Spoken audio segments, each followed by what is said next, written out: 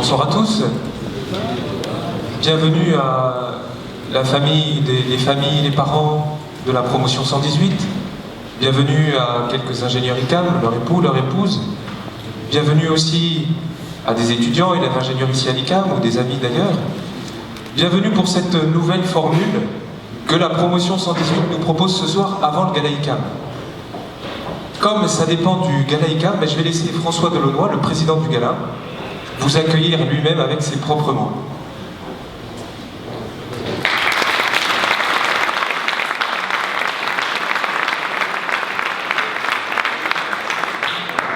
Bonjour à tous. Tout d'abord, je voulais remercier la direction de l'ICAM qui nous permet de vivre ce projet en promotion, ce projet qu'on vit depuis 5 mois à 95. Je voulais aussi remercier Alexandre, Pierre et Adrien, qui sont responsables donc, du spread ICAM et sans qui rien n'aurait été possible.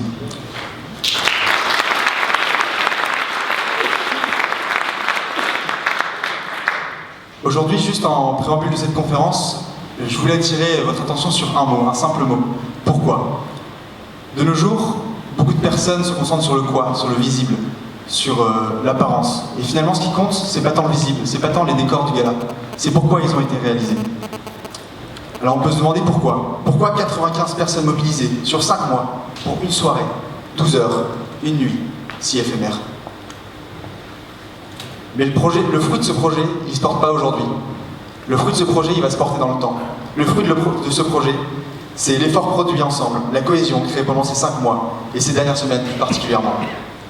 Nous avons appris que manager des hommes se fait avant tout avec le cœur, que la communication et la bienveillance sont la clé d'un travail en équipe réussi, que chaque personne est unique et que son individualité en fait une pépite, que plusieurs pépites qui donnent le meilleur d'elles-mêmes, ensemble, forment un trésor. Voilà le gala de la 118e promotion dont nous sommes si fiers. Voilà le résultat d'un travail qui a porté et qui portera du fruit encore longtemps. À tous, un excellent gala.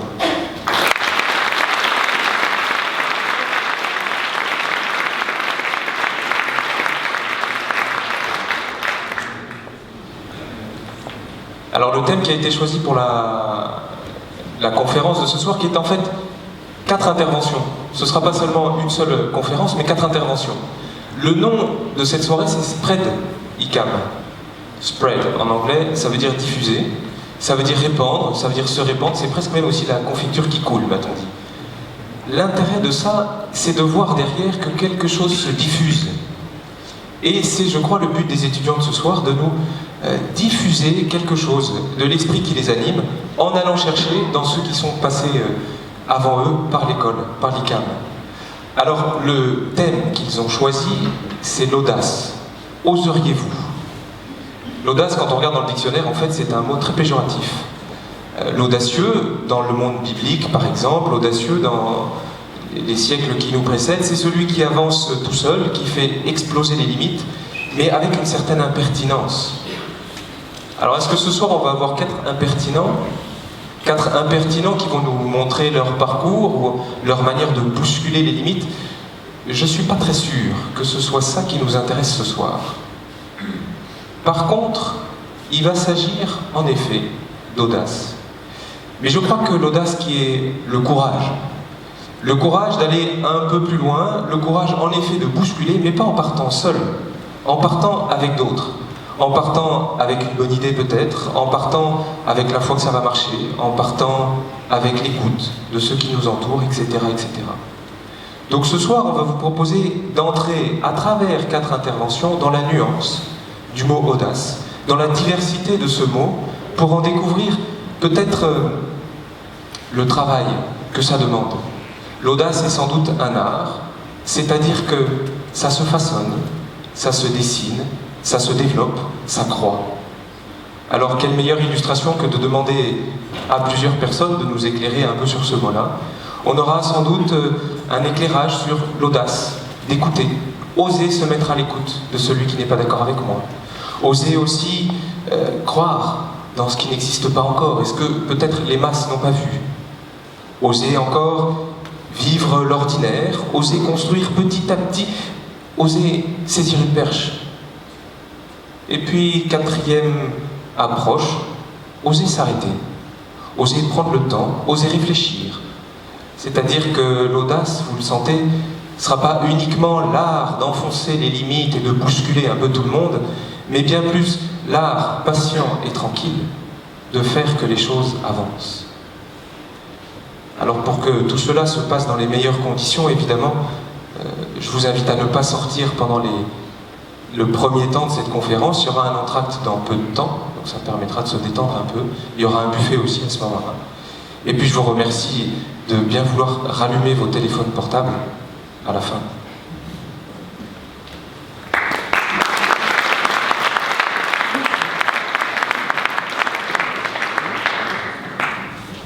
Pour commencer, notre premier intervenant est encore un élève ingénieur. Il n'est pas encore diplômé, il sera diplômé en octobre l'année prochaine. Il est donc membre de la promotion 116. Il rentre un peu de l'étranger en ce moment, il termine son mémoire, il repart pour un stage. Et voilà que l'audace qu'il nous propose, c'est celle de l'écoute. C'est-à-dire se laisser bousculer et accepter que d'autres ne soient pas d'accord avec moi et que ça puisse être créatif. Je vous remercie d'accueillir Hugues Dupire.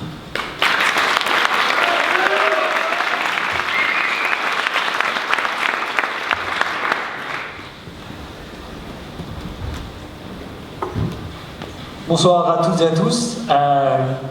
Comme l'a dit notre fameux jésuite, je m'appelle Hugues Dupire, promotion 116, encore étudiant donc en dernière année.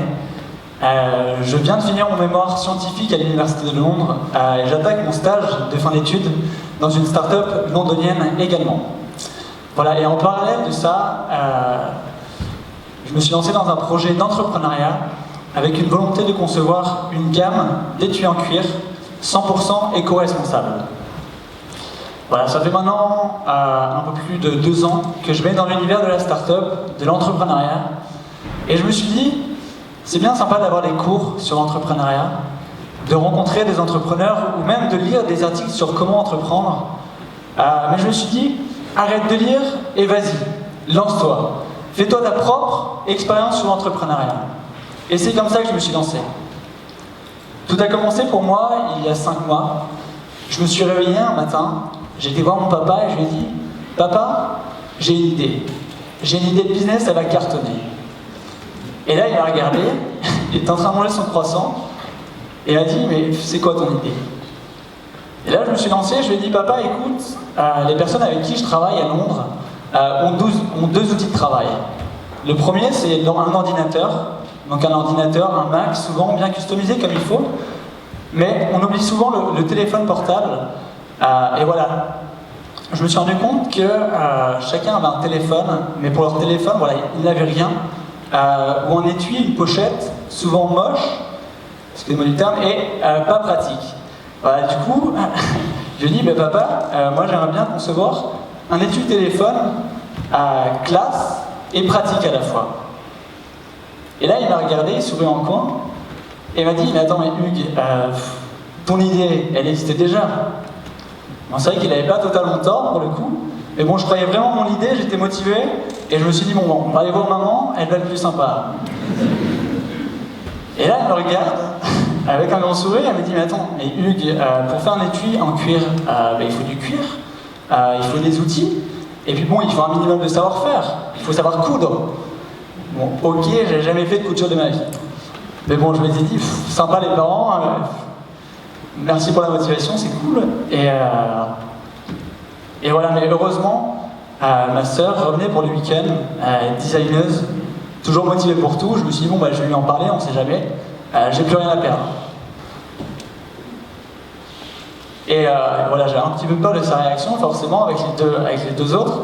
Mais j'étais vraiment surpris, elle m'a dit « Mais attends, mais Hugues, ton idée, elle est vraiment géniale, elle est top. Moi, justement, j'en cherchais un la semaine dernière. Mais du coup, si tu as besoin d'aide, n'hésite pas. » Et à partir de ce moment-là, la machine s'est lancée. J'ai commencé à en parler autour de moi pour savoir ce que les gens pensaient de l'idée. Et je me suis rendu compte qu'il y avait 3 types de personnes. 3 types de personnes qui se démarquaient par leur première impression. On a tout d'abord la personne qu'on peut appeler tueur de créativité.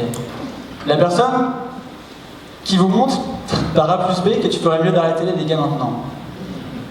D'un autre côté, voilà, À l'autre extrême, on a le rêveur, la personne créative qui te motive malgré tout en te disant « Mais attends, mais ton idée, elle est top, même si elle n'y connaît rien du tout. » Et au milieu, voilà, on a le réaliste, la personne pragmatique qui te dit « Ton idée, elle est sympa, mais bon, tu n'as pas forcément tout le savoir-faire, toutes les compétences pour te lancer. » Et pour le coup, c'est vrai que voilà, en ayant fait une formation d'ingénieur, coudre, c'était pas forcément ma première compétence.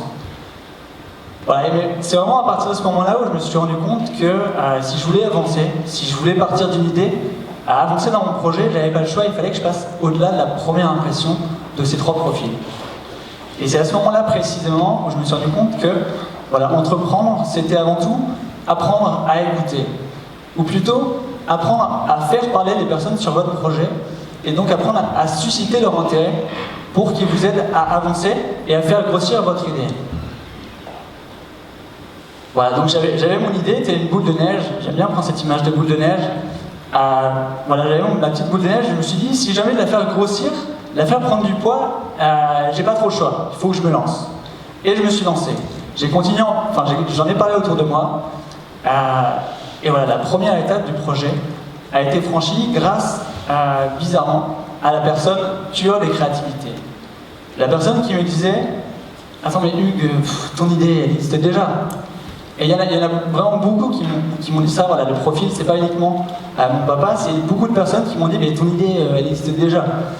Mais en fait, ces personnes-là, si vous réfléchissez bien et que vous passez au-delà de la première impression, vous vous rendez compte que voilà, en fait, ces personnes-là ont une longueur d'avance sur vous, dans le sens où ils sont déjà tournés vers l'analyse de l'existant, l'analyse des concurrents, et surtout sur le risque que vous prenez par rapport à votre projet.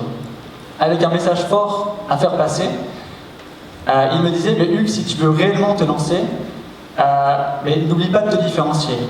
N'oublie pas de faire mieux que la concurrence. Et voilà, c'est à ce moment-là où je me suis dit, ben voilà, comment faire mieux que la concurrence, comment me différencier pour lancer le projet.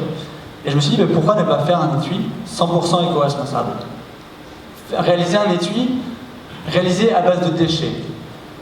Forcément, la première idée qui m'est venue à l'esprit a été d'utiliser des chutes de cuir, donc réutiliser du cuir non utilisé par les grandes marques et en faire des étuis. Et ensuite, j'ai continué à chercher et j'ai découvert qu'on pouvait faire du cuir à base de peau de poisson. Alors, on récupérait les peaux de poisson, donc forcément non comestibles, et ensuite on venait les tanner et pour en faire du cuir.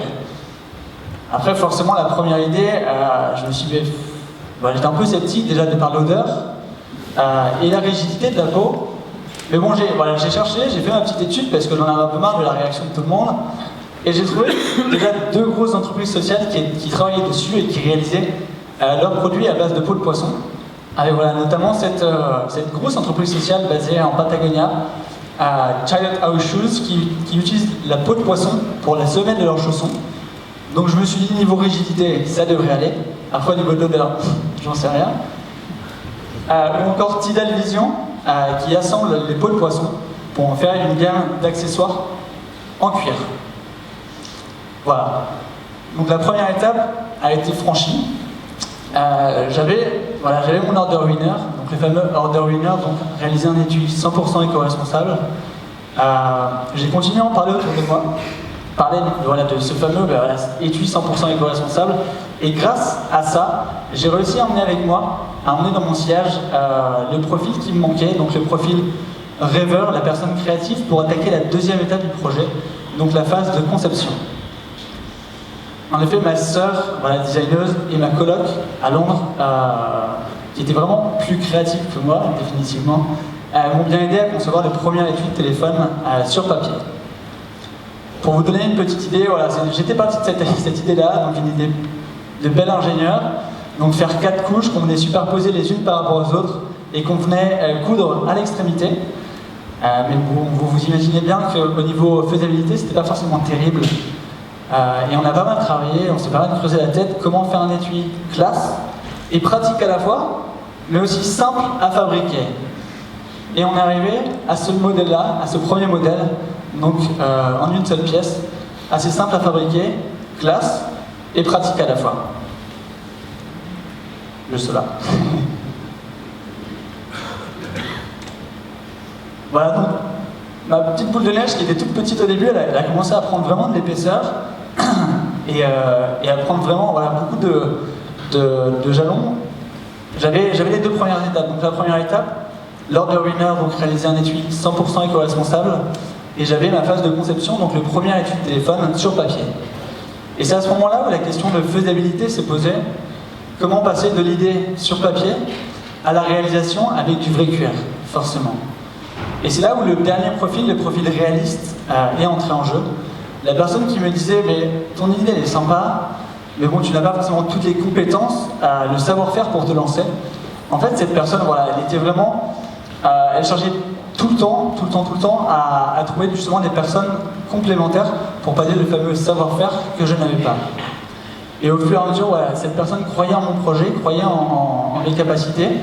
Et c'est grâce à cette personne que j'ai pu m'entourer et rencontrer des personnes pour pallier le savoir-faire que je n'avais pas forcément.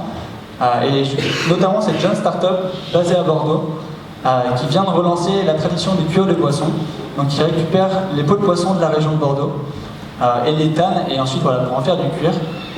Et avec qui on est en train de travailler d'arrache-pied pour sortir le premier étui de téléphone avec du cuir recyclé.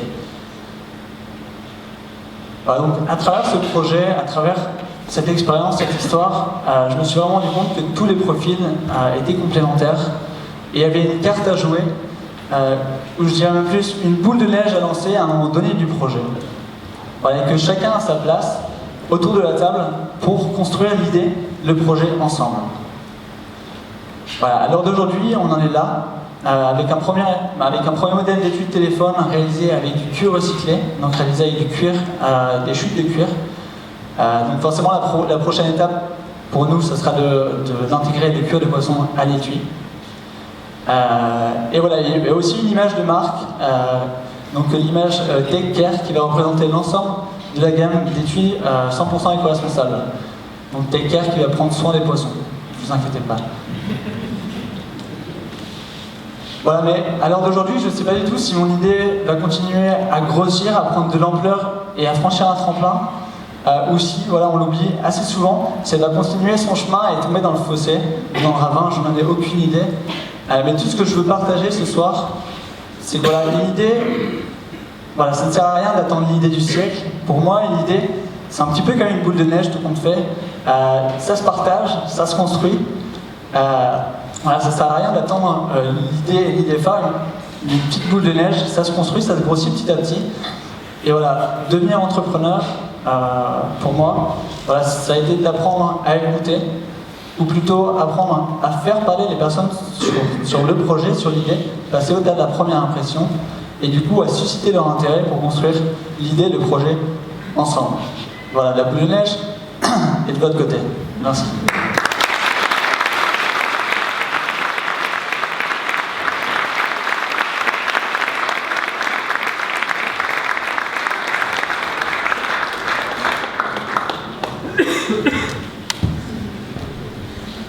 Merci à Hugues, l'audace d'écouter. On va maintenant essayer d'aller regarder du côté de, je dirais, de l'audace de croire. Il y a certaines personnes qui ont cette capacité à voir un peu plus loin, ou du moins, ils voient peut-être pas loin, mais ils y croient. Et ils avancent. Pour ça, on va demander à Marc Froin, qui est là ce soir, de nous parler un peu d'un projet qui lui tient à cœur et dans lequel il croit.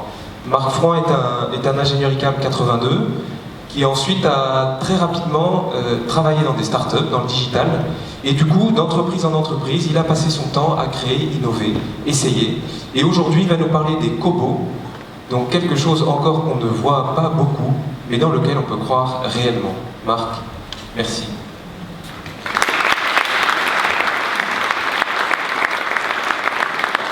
Merci. Donc effectivement, j'ai eu la chance dans ma vie de travailler dans la technologie, et dans la technologie, ce qui fait notre vie d'aujourd'hui n'est pas la même chose que la vie d'hier.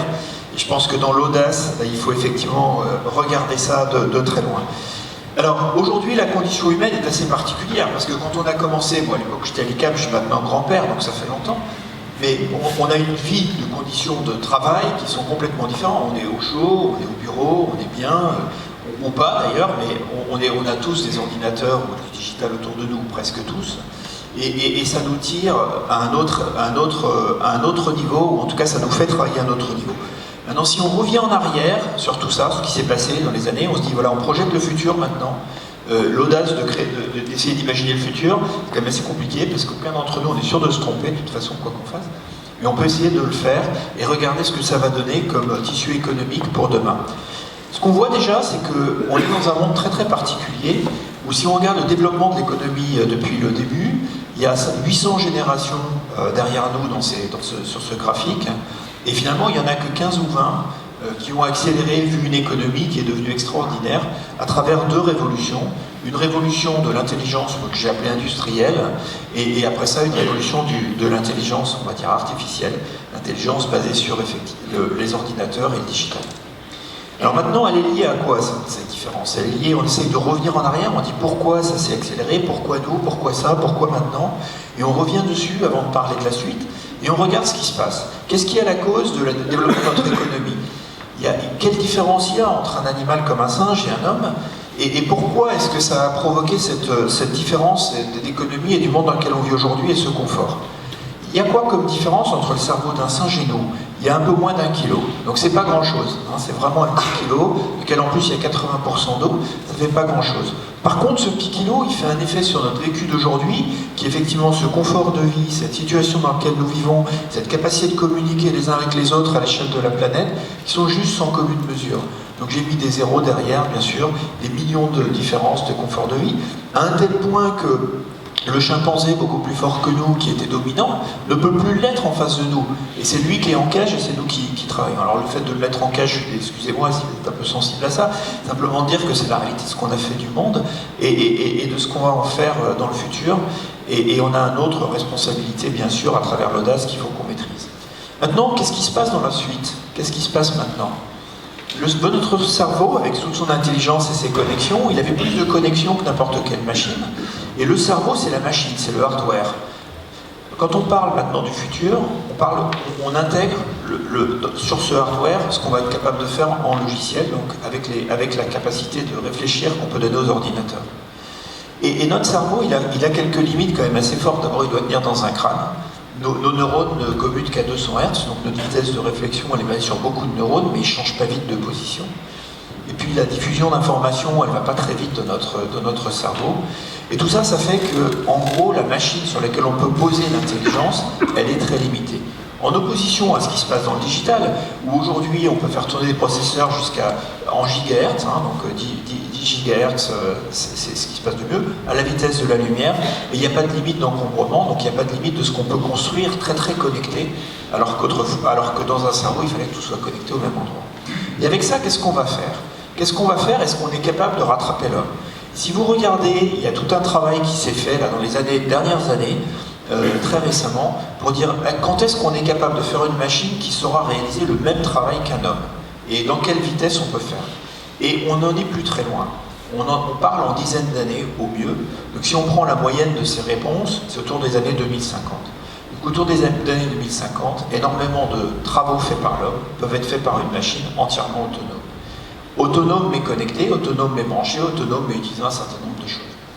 Et c'est lié à des éléments qui sont tellement visibles par les leaders des sociétés digitales d'aujourd'hui que les 600 grands leaders de la planète des sociétés digitales se sont mis ensemble pour écrire aux chefs d'État, aux leaders politiques et leur dire on va arriver à une intelligence artificielle dont il va falloir commencer à intégrer les conséquences.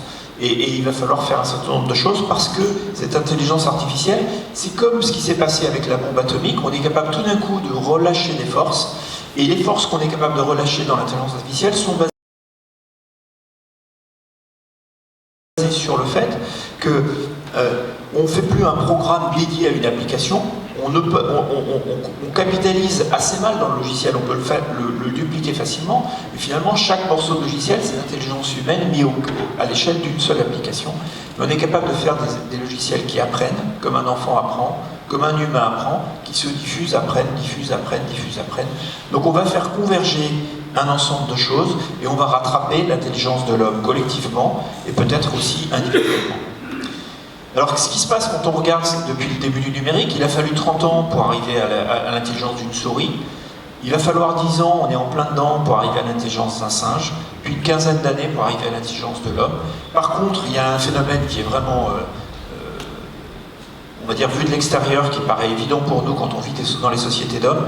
Il n'y aura plus que 3 ou 4 ans entre le moment quand on aura rattrapé l'intelligence de l'homme, de l'idiot du village, pour prendre une expression populaire, jusqu'au meilleur homme de la planète. Et parce que ça s'auto-reproduit et ça se cumule.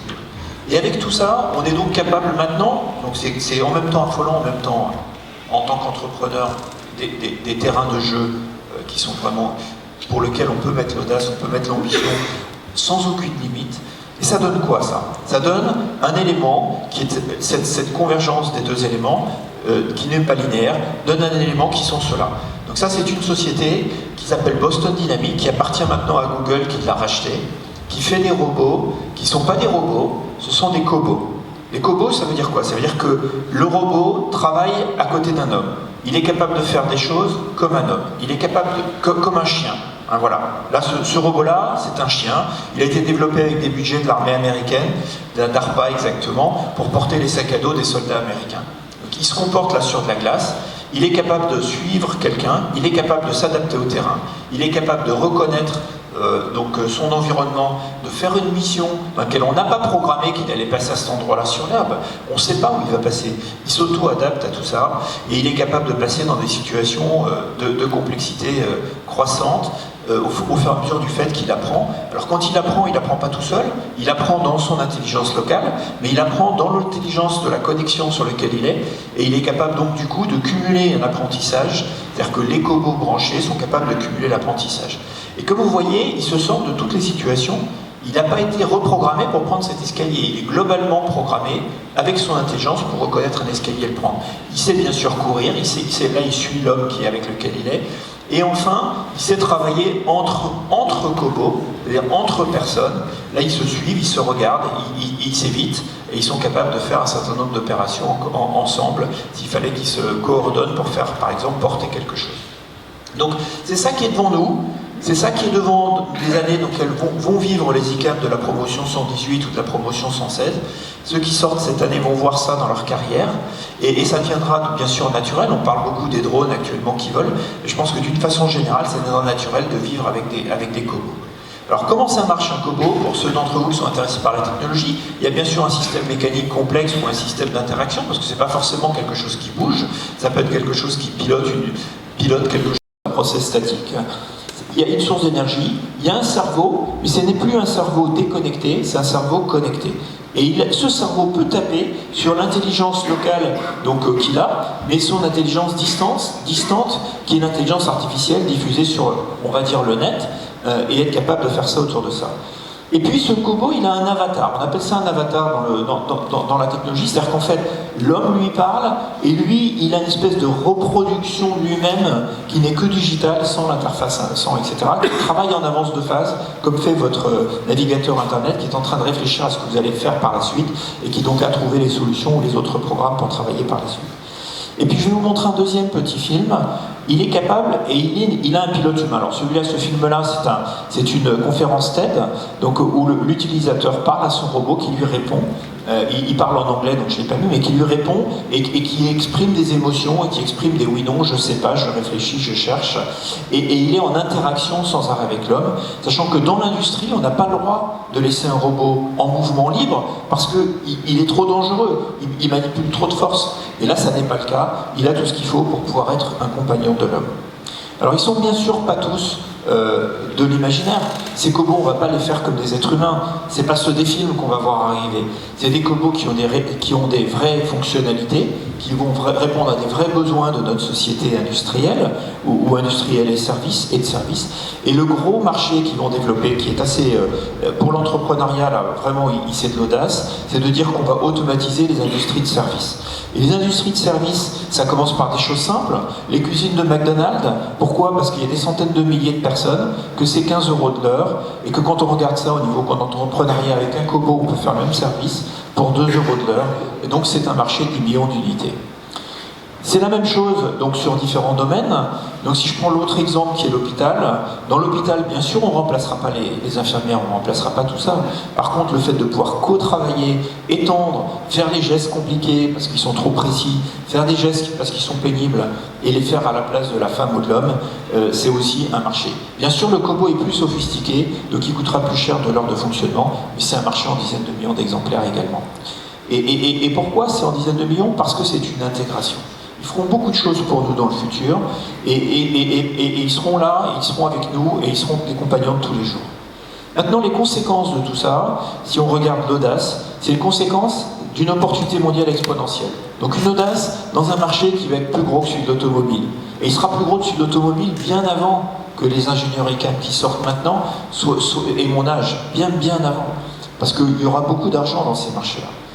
Ils ont par contre des conséquences sociales et sociétales, bien sûr, qui sont considérables. Parce qu'ils vont transformer certains postes, ils vont enlever des postes. On est dans des mondes où on dit qu'on a du chômage. C'est pas parce qu'on referait des usines qu'on enlèverait le chômage, hein, clairement. Mais donc il faut transformer la vie et le faire. Et donc l'entrepreneur doit devenir aussi, on va dire, socio-responsable. Ceux qui vont faire ces cobos, donc devront le faire. Et je pense, moi, enfin, pour terminer, que faire ça et le faire bien, c'est vraiment, dans un projet comme Audace et Développement, un sujet pour les jeunes d'aujourd'hui. Merci. Contrepoint, l'audace, ce n'est pas que des choses exceptionnelles qui brillent, qui sont faites de parcours un peu hors du commun. On l'a vu déjà avec nos deux intervenants, l'audace, en fait, ça se dessine au quotidien, ça se dessine au jour le jour. Et ce soir, donc, c'est Jean-Yves Leclusiat qui va, à travers son parcours, petit à petit nous faire découvrir comment l'audace s'est invitée à travers des perches à saisir, par exemple. Donc merci Jean-Yves. Est-ce que peut-être tu peux te présenter un petit peu du coup? Oui, donc comme Marc-André, le précédent orateur, oui, je suis sorti aussi de l'ICAM en 82. Et donc moi j'ai un parcours beaucoup plus linéaire, parce que je suis rentré dans la société Valorec, j'y suis toujours. Et donc j'ai eu plusieurs postes évidemment, et là aujourd'hui je suis responsable de la recherche et le développement et le marketing pour le groupe. Et donc je suis marié avec Christine, qui est quelque part mais que je ne vois pas. Et nous avons eu 4 enfants, et nos 4 enfants en ont pour l'instant 6 et bientôt 7. Alors 30 ans au même endroit, dit comme ça, c'est un peu ennuyeux. J'imagine qu'il y a eu des moments... des rebonds, des opportunités, des moments intéressants qui ont permis d'aller de l'avant à chaque fois. Et je raconte souvent l'anecdote parce que c'est vrai qu'on était dans les années 2000, 2002 exactement, et c'est vrai qu'on avait un comité stratégique pour étudier le développement du groupe aux États-Unis, et donc on était un petit cercle. Il y avait le président du groupe, il y avait 5 ou 6 personnes autour de la table et un consultant. Et le consultant, à la fin de la réunion, dit « Bon, Jean-Yves, toi forcément, c'est toi qui vas aller aux États-Unis. » On y était déjà allé une première fois, donc effectivement je connaissais l'environnement, je connaissais le marché, je connaissais les produits. Et il m'a interpellé comme ça, et bon, sur le coup j'ai pas répondu parce que j'étais un peu surpris. Et après je me suis dit, après tout, j'ai plutôt intérêt à me positionner, puisque la question a été lancée et tout le monde avait entendu, et donc du coup j'en ai parlé avec ma femme, et puis finalement on a pris la décision que si l'opportunité se présentait, eh bien on répondrait oui, donc c'est ce que j'ai expliqué au président du groupe de l'époque en disant ben voilà, je ne sais pas ce que vous avez choisi comme profil, je ne sais pas du tout qui vous avez en tête, mais au cas où, sachez qu'on est effectivement partant, et ça s'est fait, et donc ils voulaient mettre un Américain, finalement ils ont mis un Français, et donc on est parti aux États-Unis pour notre deuxième expatriation à ce moment-là. Et j'imagine que derrière l'activité a été assez intense. Ah oui, très intense. Très intense. En fait, Valorec travaille dans le pétrole, donc vous savez certainement qu'en ce moment c'est un peu difficile. Et donc, là on avait effectivement fait des plans, des business plans de croissance. Effectivement, la première année en 2003, évidemment, on a eu une crise à l'époque aussi. Et donc c'était un petit peu compliqué, mais bon, voilà, ça s'est bien passé quand même. Valorec, justement, c'est le pétrole. Pour un jeune aujourd'hui, aller dans le domaine du pétrole, c'est peut-être pas ce qu'il y a de plus sexy ou de plus attirant. C'est fortement critiqué au niveau de l'environnement. C'est un milieu qui a déjà ses traditions, etc. Qu'est-ce qu'on peut dire à la jeunesse? Où est-ce qu'il y a du challenge, j'ai envie de dire, où est-ce qu'il y a un défi aujourd'hui dans ce domaine-là? J'ai envie de raconter en fait l'histoire parce que c'est vrai que je me suis posé la même question en 82. Donc la question est encore vraie aujourd'hui visiblement. Mais en 82, la question d'ailleurs n'était pas de savoir si le pétrole était bien ou pas bien, la question était de savoir s'il y en avait assez pour faire tourner le monde pour les décennies suivantes. Et c'est vrai que tous les spécialistes de l'époque disaient bon, on a au moins pour 30 ans de réserve. À l'époque, c'était aussi la théorie du peak oil. Il y a un moment donné, une année où on en aurait moins l'année suivante que l'année précédente. Et donc je me suis dit, bon, 30 ans, bon, j'avais 21, 22 ans à l'époque, je me suis dit, bon, 30 ans c'est déjà bien comme horizon, donc je démarre. Et effectivement, chaque année ou chaque décennie, on a toujours dit qu'il y en a pour 30 ans supplémentaires. Alors maintenant, le problème est un peu différent, puisqu'on ne dit pas qu'il y en a pour 30 ans supplémentaires, on est plutôt dans une autre optique où on essaye effectivement de faire une transition énergétique. On essaye de remplacer les pétroles et les gaz, et, enfin toutes les énergies fossiles par des énergies renouvelables. Donc l'enjeu pour nous, et finalement c'est plutôt bien que je sois dans la recherche et le développement, puisque le but c'est d'effectivement trouver les produits du futur, qui ne seront pas forcément tous des produits qui iront chercher le pétrole sous terre. Et donc voilà, l'enjeu c'est de trouver les produits qui seront capables d'alimenter d'autres marchés. Donc on développe des applications pour les éoliennes, donc on n'est pas dans le mât de l'éolienne, mais on fabrique des tubes qui vont asseoir l'éolienne au fond de l'eau. C'est des structures qui ressemblent un petit peu à des plateformes pétrolières aussi, en plus petit. Voilà, c'est une application possible. Donc l'enjeu, c'est la frugalité en termes d'usage, hein, ça ce sont des mots à la mode, mais voilà, on le pratique aussi. Un autre exemple qui montre qu'on peut travailler aussi à l'intérieur d'une entreprise pour essayer de réduire notre empreinte CO2, c'est l'exemple que je cite souvent à propos du Brésil. Parce que Vallourec, c'est un sidérurgiste, on est des ingénieurs, mais on est aussi des agriculteurs, puisqu'on a 250 000 hectares de forêt au Brésil. Et donc on fait pousser des eucalyptus, qui ont été sélectionnés pour leur qualité de séquestration du carbone, justement. Et donc, faisant pousser l'eucalyptus, on séquestre le carbone de l'atmosphère, on fait des arbres, et au bout de 7 ans, on les coupe, et on s'en sert comme charbon de bois. Donc, au lieu d'utiliser du charbon fossile, on utilise du charbon de bois, ce qui est plutôt vertueux aussi. Je me souviens, il y a quelques années, j'avais emmené Yann Arthus Bertrand, qui critiquait beaucoup les cultures industrielles, qui critiquait beaucoup, justement, les énergies fossiles, déjà à l'époque. Et donc, on avait fait le voyage ensemble, et voilà, je lui avais montré, regardez, on a un bilan CO2 plutôt bien équilibré, puisqu'on est capable de séquestrer le CO2, et ensuite avec le charbon de bois, certes on fait de l'acier, certes on émet du CO2, mais le bilan global est positif. Et depuis on a même progressé, puisqu'on a vu que on séquestrait aussi dans les racines. Donc non seulement quand on coupe l'eucalyptus pour faire du charbon de bois, on a déjà effectivement séquestré dans l'arbre et dans les feuilles, et on séquestre aussi dans les racines. Donc maintenant on a un bilan positif, on sait qu'on capte plus que l'on émet. Ben voilà, donc il y a des enjeux à la fois en termes de consommation d'énergie, parce qu'on est vrai qu'effectivement dans les aciéries et les tuberies, on est consommateur d'énergie. Donc il y a une problématique d'être frugal dans l'utilisation de nos énergies. Et puis sur les applications et les marchés, voilà, il faut aussi se diversifier et pour le très court terme, attendre que la crise s'arrête un peu pour pouvoir redémarrer nos usines qui sont aujourd'hui effectivement bien touchés par cette crise. J'imagine aussi que vous êtes énormément investi dans cette carrière professionnelle, beaucoup de temps consacré au développement d'activités, au fait de faire tourner un département, plusieurs milliers de personnes par moment. Il y a la contrainte du résultat, c'est énormément de pression, tout ça. Il y a un moment où il y a eu un virage. Oui, le virage, c'est dans les années 2010-11, où j'avais effectivement une grosse division, beaucoup de personnes, 7000 personnes, des gros chiffres d'affaires. En plus, on était au CAC 40 à l'époque. Hein. Bon, maintenant, on ne l'est plus parce qu'on n'a plus la même visibilité ou surtout pas les mêmes résultats. Et donc c'est vrai qu'il y avait une pression au quotidien de donner le résultat. Et alors, si le mois suivant, vous n'avez pas atteint l'objectif, il fallait effectivement justifier, expliquer. Bon, c'est vrai que je commençais à en avoir un peu assez de tout ça. Donc du coup, je me suis aussi proposé pour un poste fonctionnel. Donc à l'époque, j'ai repris le marketing et la R&D un peu plus tard. Mais effectivement, ça a été un virage parce que c'est pas très simple. Enfin, quand on est opérationnel, enfin bon, je ne veux pas dire qu'on se prend la grosse tête, mais on a voilà, des décisions en permanence à prendre sous pression et puis voilà, on a un certain statut. Et donc ça a été vraiment un moment important aussi, puisqu'on puisqu'on en avait parlé beaucoup avec ma femme sur l'engagement associatif. C'est vrai que toute cette période-là, finalement, j'avais zéro engagement associatif. J'avais absolument aucune possibilité dans mon agenda de mettre autre chose que mon boulot quotidien. Et donc, c'est vrai que cette responsabilité fonctionnelle m'a permis de faire d'autres choix, et ça m'a effectivement donné l'opportunité de rentrer dans des engagements associatifs à cette époque-là. Par exemple, quel a été le premier engagement? Le premier engagement, c'était de rentrer dans le réseau Entreprendre, donc, que certains d'entre vous doivent connaître. Donc, le réseau Entreprendre, ça a été démarré par la famille Mullier, donc, dans les années 80 et quelques, 85 je crois, où Mullier à l'époque fermait, alors je crois que c'était André Mullier, fermait Fil d'Art, et donc il avait effectivement dit: moi je ne suis pas un entrepreneur pour fermer des entreprises, je suis un entrepreneur pour créer de l'emploi.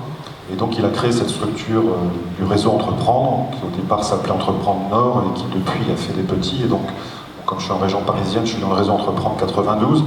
Et donc le but de cette association, c'est d'accompagner, d'être le tuteur, je ne sais pas quel le terme le plus approprié, des jeunes start-up, et donc des jeunes qui démarrent, ou des moins jeunes d'ailleurs. Parce que j'en suis à mon troisième accompagnement, ça dure 18 mois l'accompagnement. Et donc le but, c'est ça, c'est de passer 1h30 par mois à accompagner quelqu'un qui est en train de démarrer. Bon, il y a un prêt aussi avec des facilités de paiement, donc ça aide aussi l'entreprise à démarrer. Mais je crois que la vraie différence que le réseau Entreprendre apporte, c'est justement d'être capable d'accompagner des personnes qui sont donc en démarrage.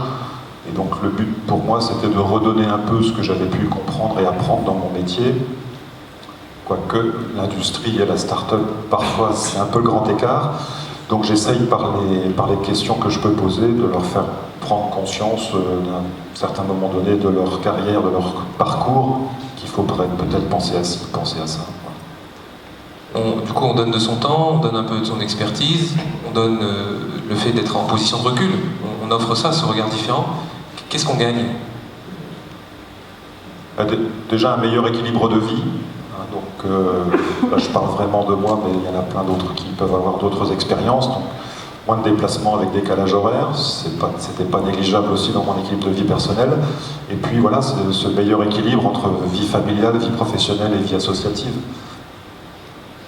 Et je crois qu'il y a eu d'autres engagements associatifs qui sont venus ensuite. Le mot famille ICAM, ça a plusieurs sens, il me semble.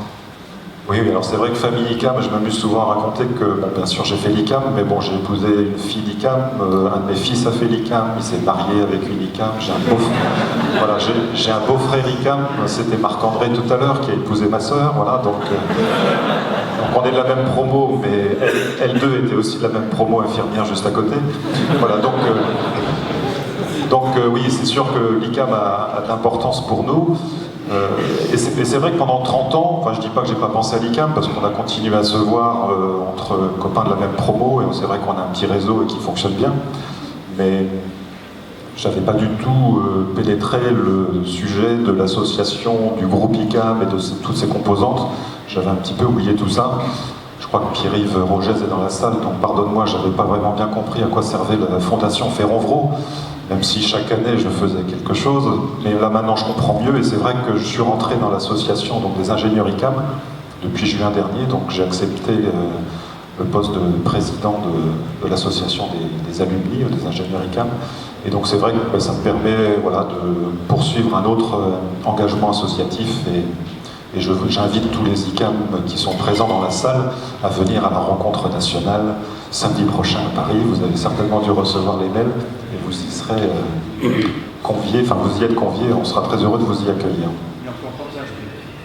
Et Jean-Luc, un des vice-présidents de l'association présent devant, me dit qu'il est encore temps de s'inscrire, n'hésitez pas. Petite anecdote aussi, il me semble que le fait de s'investir dans cette association ICAM Alumni, c'est fait aussi d'une manière un peu... c'est les événements qui ont guidé la chose, c'était pas une idée de départ. Oui, c'est pour ça que c'était bien tout à l'heure, tu disais tendre la perche, parce que là c'est comme ça que ça s'est passé. En fait, Valourec a été sollicité pour un des forums d'entreprise que l'ICAM organise, donc c'était à Paris-Sénart, donc dans les anciens locaux, puisque la nouvelle école vient d'être inaugurée, mais là c'était les locaux précédents. Et donc Il se trouve que j'avais accepté d'être au sein du groupe Vallourec l'ambassadeur du groupe ICAM. On a un ambassadeur polytechnique, un ambassadeur central, un ambassadeur des écoles d'ingénieurs chez lesquelles on recrute. Donc évidemment, on m'avait proposé le poste d'ambassadeur ICAM, et donc j'avais accepté. Et dans ce cadre-là, j'ai fait la présentation donc, au Forum Entreprise. Donc là, on parle de mai 2014, si ma mémoire est bonne. Et donc à l'époque, il y avait une annonce, pour ceux qui avaient bien regardé tous les mails que le groupe ICAM vous envoie, il y avait une annonce sur recherche directeur de l'école de Douala. Hein, donc c'était Nicolas Juel qui rentrait en France et il cherchait un nouveau directeur. Et donc j'ai dit à plusieurs des personnes, ah ben ouais, ce serait pas mal finalement de prendre un poste comme ça. Bon, bien sûr, je pensais à moi, mais pas pour tout de suite. Mais la traduction a été faite par ceux qui m'entendaient que j'étais prêt à prendre un engagement dans le groupe ICAM. Et donc ils m'ont sollicité après pour reprendre la présidence de l'association des alumni. Et donc voilà, j'ai effectivement accepté la perche tendue. Et donc, voilà. Merci beaucoup, Jean-Yves. Donc là, belle illustration du fait de saisir des perches et d'avoir l'audace d'être répondant du coup à ce que les événements nous proposent. Merci beaucoup.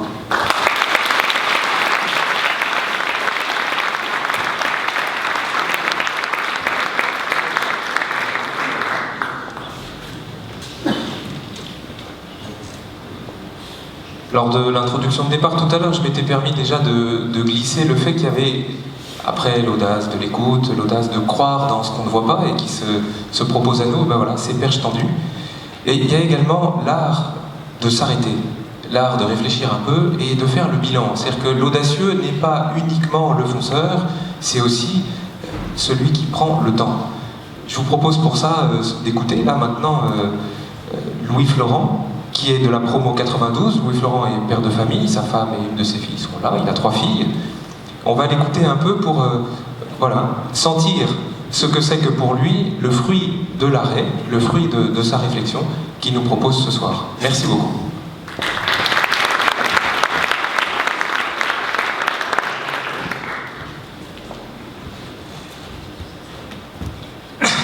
Bonsoir à tous. Oui, le sujet que je vous propose d'aborder aujourd'hui, c'est l'audace dans le sens des choix. Ce sujet a été choisi en fait par les étudiants qui organisent ce soir, à l'issue d'une conversation dans un bar pas très loin d'ici. Et ce sujet va vous permettre de répondre à la question que vous vous posez tous depuis une heure. Pourquoi y a-t-il de la pâte à modeler sur le pupitre?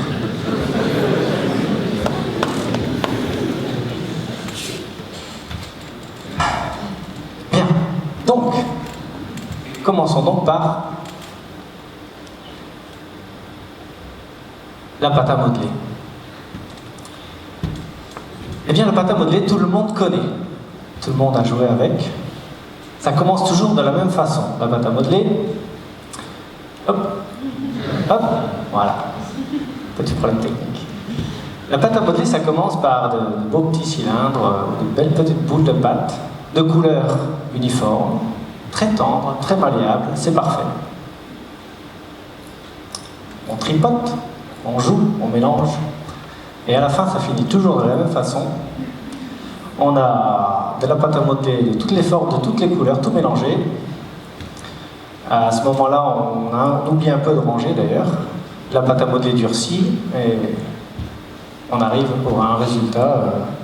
Bon, des formes uniques, des couleurs toutes mélangées et uniques. Et c'est beaucoup plus dur. Et le jeu est fini. C'est d'ailleurs le business plan de Play-Doh. Eh bien, le temps des études, c'est comme la pâte à modeler. En imaginant les lycéens comme autant de boulettes de pâte à modeler, très pures, très malléables. Et puis pendant les années d'études, ils interagissent, ils s'enrichissent mutuellement, ils se mélangent. Et à la fin, ils sont bien différents. Les jeunes diplômés sont bien différents des lycéens qu'ils étaient en entrant à l'école. Voilà, vous n'avez peut-être jamais imaginé que l'école était un gigantesque terrain de pâte à modeler. Et pourtant, c'est bien un terrain où, par nos interactions, on change énormément. On évolue, on grandit, on mature. Et on fait des choix qui sont déterminants pour la suite de notre vie. Et donc on arrive au choix.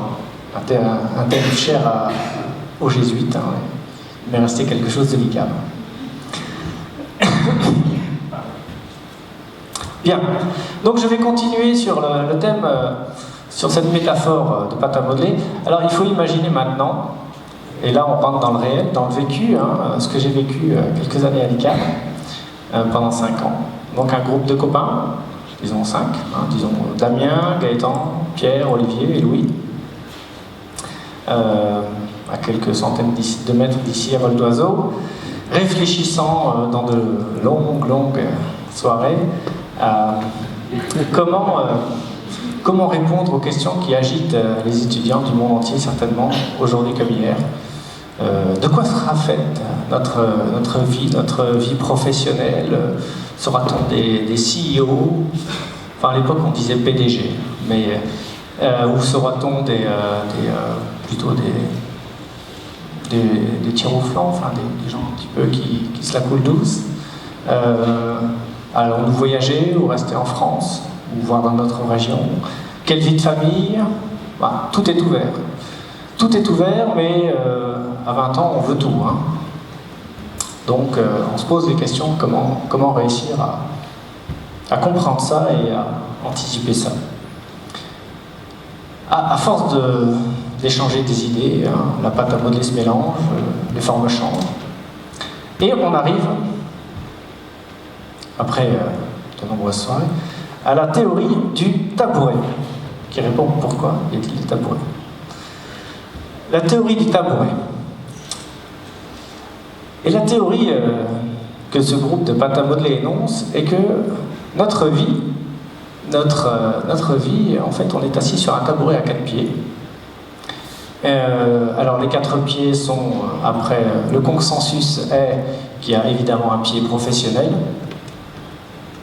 un pied familial, évidemment, un pied social, associatif, et enfin un pied personnel, le développement de soi, les passions, le sport, etc. Et que de nos choix concernant ces 4 pieds dépend notre équilibre, et que donc ce tabouret est une belle modélisation de notre vie future. C'est un premier point dans la réflexion. Je vous laisse quelques secondes pour réfléchir à vos pieds. Vos 4 pieds, ou peut-être 3 pieds d'ailleurs. Hein. Un professeur de mécanique dirait que 3 pieds c'est isostatique, c'est très bien. D'ailleurs, si on descend à 2 pieds, l'équilibre devient beaucoup plus scabreux. Alors un pied, no comment. Ça perturbe un peu nos étudiants à l'époque. Parce qu'ils se disent que si on regarde ces 4 pieds, on ne peut pas dire qu'ils sont indépendants. Ils sont forcément très nettement interdépendants les uns des autres. Si on met tout sur le professionnel, la vie de famille risque d'en pâtir fortement. Si on bouge, on déménage beaucoup, on voyage, on part à l'étranger, on est expatrié, mais le réseau social, les amis, le vrai réseau social, hein, pas Facebook comme croyait ma fille quand elle a entendu cette présentation. Le réseau social va en pâtir, la vie associative. À l'inverse, si le conjoint est médecin et s'établit dans une campagne, bon, bah, la perspective professionnelle risque d'être plus compliquée. Donc nos boulettes de pâte à modeler sont assez perturbées. Ils se disent qu'en fait la vie est un compromis.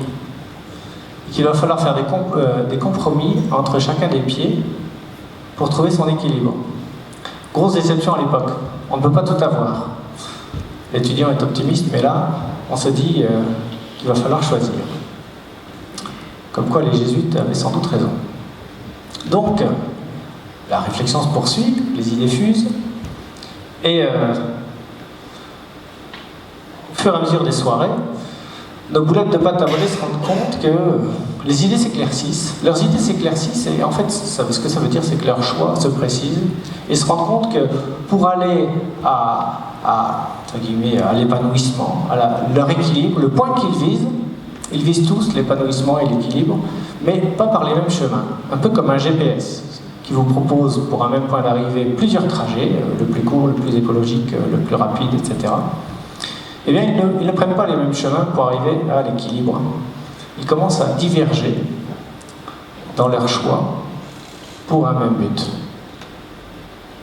L'image du GPS, ici, est un anachronisme évident. À l'époque, on dépliait les cartes.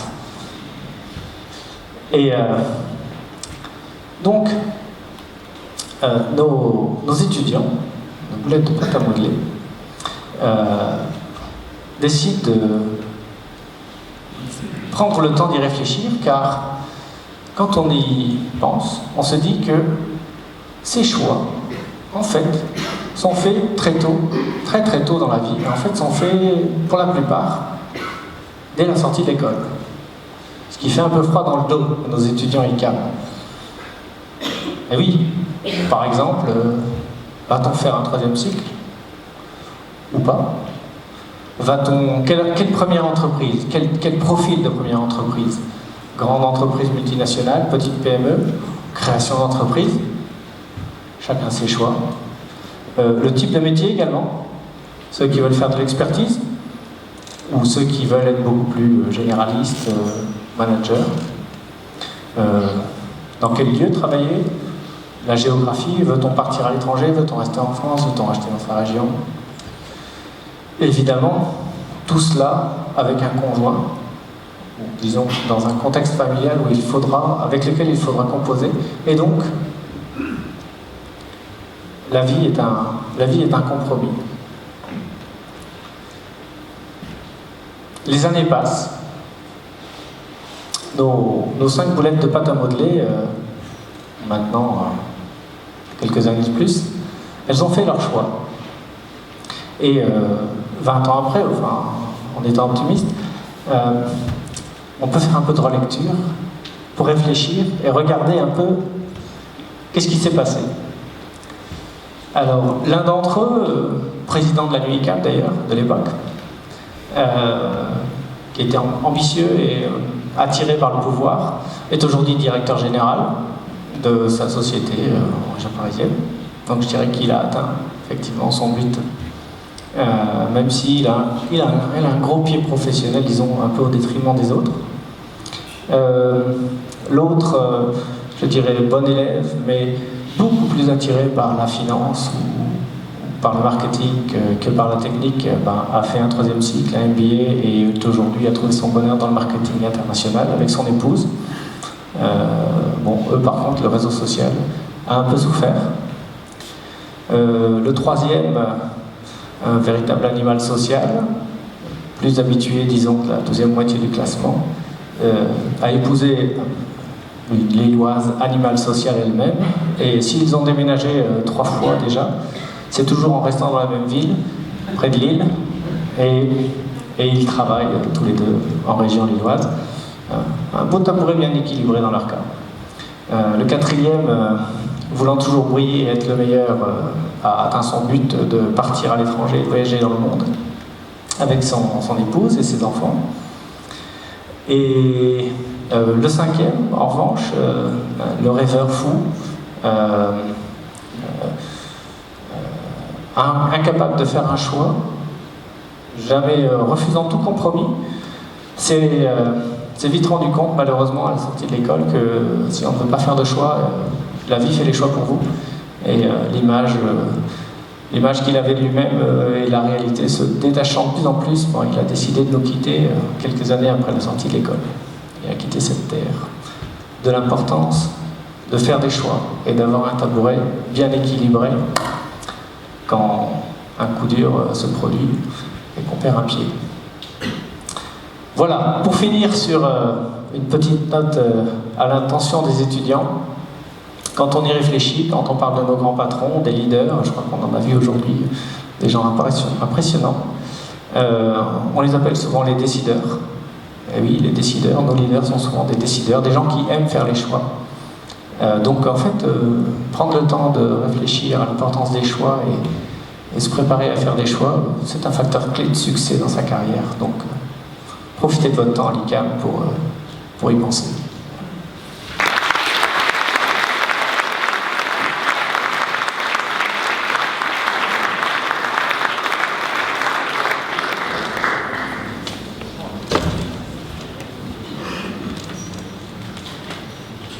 Je crois que c'est le moment où le soleil du Gala ICAM commence à poindre à l'horizon. Ça va être le début de la soirée. Donc ça veut dire que c'est la fin de ce premier spread, donc initiative de la promotion 118. Pour ça, je voudrais remercier quand même quelques personnes qui les ont soutenus, notamment Gauthier de Cécel, donc qui est conseiller en management et qui a rencontré les 3 étudiants en charge de ce projet pour leur apprendre un peu à chercher la spécificité de cette conférence de ce soir et le style qu'elle aura.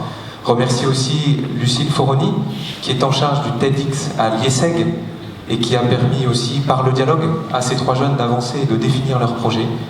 Remercier également vous tous qui êtes là ce soir, étudiants, parents, familles, amis, ingénieurs ICAM, et qui par votre présence permettez de souligner l'intérêt de leur initiative. Merci vraiment à vous. Et puis, en dernier lieu, je remercie la promotion 118 qui nous accueille tous ce soir. Pour la suite, c'est de nouveau un buffet qui vous attend, parce qu'après tout, si ça marche, on n'a qu'à continuer.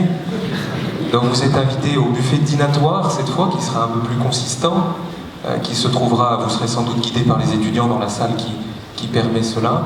Ça commencera vers 20h, 20h15, je crois, je ne suis pas au fait des horaires précisément.